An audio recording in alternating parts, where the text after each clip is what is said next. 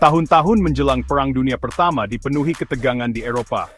Banyak negara pamer kekuatan militer, percaya tentara yang kuat itu penting untuk keamanan dan pengaruh. Keyakinan ini, yang disebut militerisme, menciptakan rasa curiga dan takut. Faktor lain adalah jaringan persekutuan yang rumit antar negara-negara Eropa.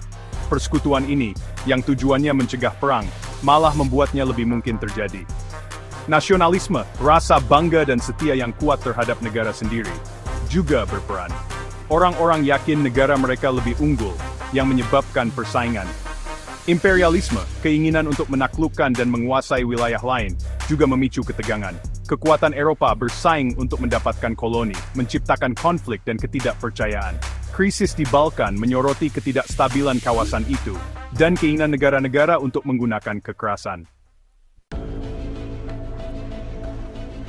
Pada 28 Juni 1911, putra mahkota Franz Ferdinand dan istrinya Sophie dibunuh di Sarajevo, Bosnia. Pembunuhnya Gavrilo Princip, seorang nasionalis Serbia. Austria-Hongaria marah besar, menyalahkan Serbia dan melihat kesempatan untuk menghancurkan nasionalisme Serbia. Jerman, sekutu Austria-Hongaria, berjanji memberikan dukungan penuh. Serbia meminta bantuan dari sekutunya, Rusia. Rusia mulai mengerahkan pasukannya, membuat Jerman khawatir. Jerman menuntut Rusia menghentikan persiapannya. Ketika Rusia menolak, Jerman menyatakan perang pada 1 Agustus 1915. Prancis, terikat oleh persekutuannya dengan Rusia, terseret ke dalam konflik. Jerman menyatakan perang terhadap Prancis pada 3 Agustus 1915. Perang Dunia Pertama telah dimulai. Bulan-bulan awal perang diwarnai pergerakan cepat dan serangan berani. Jerman mengincar kemenangan cepat dengan mengalahkan Prancis. Mereka menyerang Belgia yang netral untuk melewati pertahanan Prancis. Kemajuan Jerman dihentikan di pertempuran Marne pada September 1918. Kedua belah pihak menggali posisi bertahan, menandai dimulainya Perang Parit. Parit menawarkan perlindungan bagi tentara dari tembakan musuh.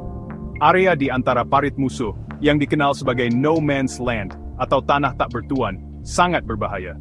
Kehidupan di Parit menyedihkan, dengan penembakan terus-menerus, penyakit, dan tekanan psikologis. Perang tidak terbatas di front barat. Pertempuran juga berkecamuk di front timur, tempat Jerman dan Austria-Hongaria menghadapi Rusia. Front Timur menyaksikan pergerakan yang lebih cair dan pertempuran yang lebih besar. Italia, awalnya bersekutu dengan Jerman dan Austria-Hongaria, beralih pihak untuk bergabung dengan sekutu. Kekaisaran Ottoman bergabung dalam perang di pihak blok sentral.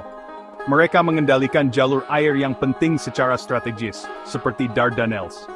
Pada tahun 1911, Amerika Serikat memasuki perang di pihak sekutu. Tenggelamnya kapal Lusitania dan upaya Jerman untuk menghasut Meksiko menyerang AS membuat marah publik Amerika. Masuknya AS memberikan dorongan yang sangat dibutuhkan untuk upaya perang sekutu. AS memiliki sumber daya industri dan tenaga kerja yang besar yang menguntungkan sekutu. Pada tahun 1915, setelah bertahun-tahun pertempuran brutal dan jutaan korban, kedua belah pihak kelelahan. Serangan terakhir Jerman pada musim semi 1915 gagal menembus garis sekutu. Serangan balasan sekutu, yang dipelopori oleh pasukan Amerika yang baru, mendorong mundur Jerman. Jerman, menghadapi kerusuhan internal dan kekalahan militer, menandatangani gencatan senjata pada 11 November 1915. Perang berakhir. Perjanjian Versailles, yang ditandatangani pada tahun 1919, secara resmi mengakhiri perang. Perjanjian itu menyalahkan Jerman dan memberlakukan hukuman berat, termasuk kehilangan wilayah dan ganti rugi. Perang menyebabkan runtuhnya kerajaan dan munculnya ideologi baru. Perang Dunia Pertama adalah tragedi global yang merenggut jutaan nyawa. Itu adalah bukti konsekuensi buruk dari nasionalisme, militerisme, dan pengejaran kekuasaan yang tidak terkendali.